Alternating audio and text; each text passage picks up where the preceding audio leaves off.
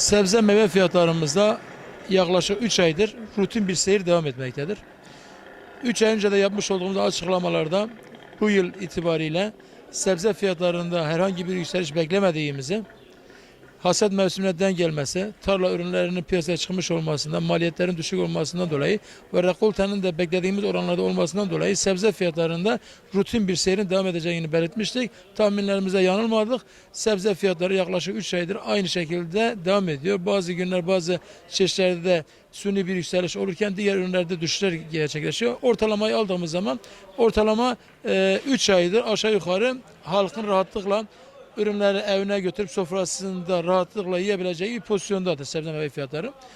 Sebze fiyatları. Ancak meyve fiyatlarında gerçekten bir sıkıntı var bu yıl.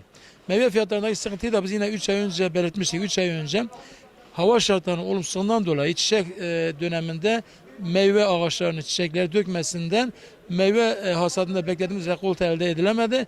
Bu rekoltenin elde edilememesinden de tabii ki piyasaya yeterince arz yapılamadı.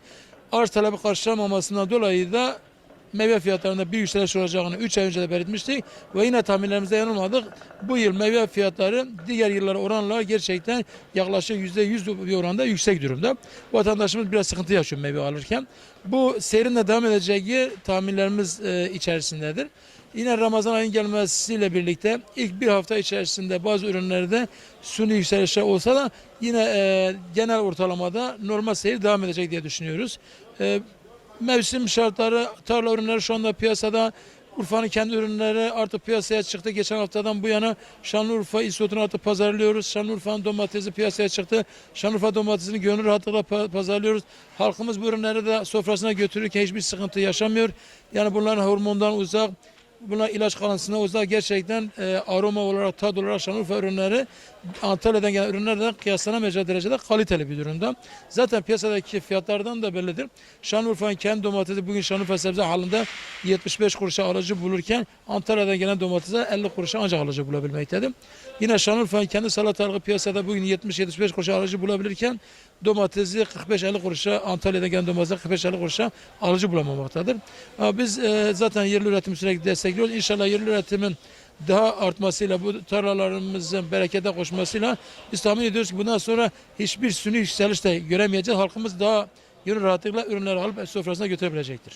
Yok, herhangi bir değişiklik yok. Her şey boldur. Bir değişiklik yani halla ilgili sebze de meyveden alakalı hiçbir değişiklik yok yani. Daha ben düşüyor yani. Mal çok olduğu için.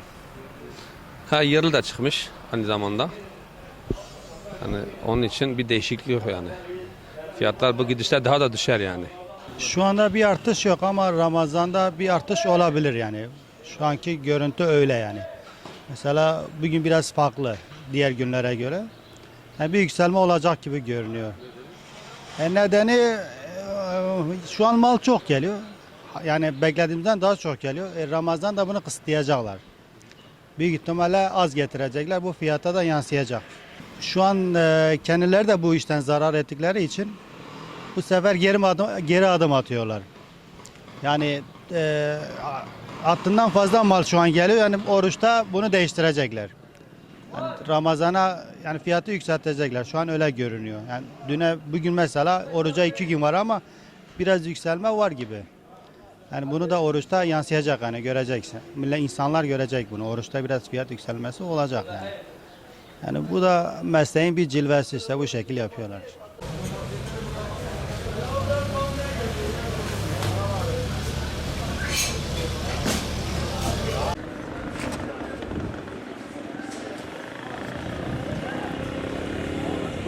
Dayı.